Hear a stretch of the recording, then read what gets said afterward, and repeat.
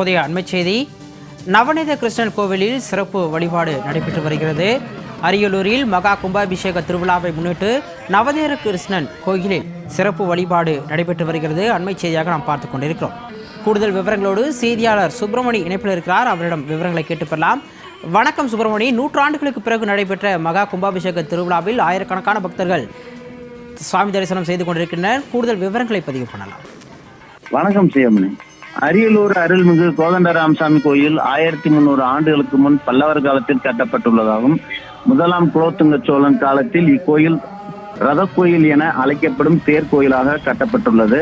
கோதண்டராமசாமி கோயிலின் தேர் நிற்கும் இடத்தில் அருள்மிகு நவநீத கிருஷ்ணன் கோவில் உள்ளது. இக்கோவிலின் தேர் வெள்ளோட்டம் சமீபத்தில் தான் நடைபெற்றது. இந்து சமய அறநிலையத்துறை மற்றும் நரசிம்ம டிரஸ்ட் மற்றும் பொதுமக்கள் முயற்சியால் கிருஷ்ணன் கோயில் பல லட்சம் மதிப்பில் புனரமைக்கப்பட்டு இக்கோயில் எழுப்பப்பட்டுள்ளது. இக்கோயிலின் கும்பாபிஷேக விழா நேற்று காலை தொடங்கியது. கிருஷ்ணர் கோவிலில் புதிதாக நிர்ணயிக்கப்பட்ட தன்வந்திரி மற்றும் சக்கராத்தாழ்வார் சிலைகள் பீடத்தில் வைக்கப்பட்டு மருந்து சாத்தப்பட்டது. பின்னர் யாகசாலையில் விக்னேஸ்வரன் பூஜையுடன் முதல் கால பூஜை தொடங்கியது.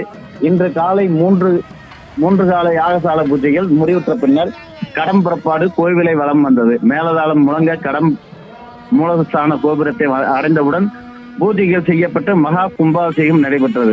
1000 ஆண்டுகள் பழமையான அருள்மிகு நவநீத கிருஷ்ணன் கோவிலுக்கு 100 ஆண்டுகளுக்கு பிறகும் நடைபெற்ற இந்த கும்பாபிஷேகத்தில் ஆயிரக்கணக்கான பக்தர்கள் கலந்து கொண்டு தரிசனம் செய்தனர். கூடுதல் விவரங்களுக்கு நன்றி.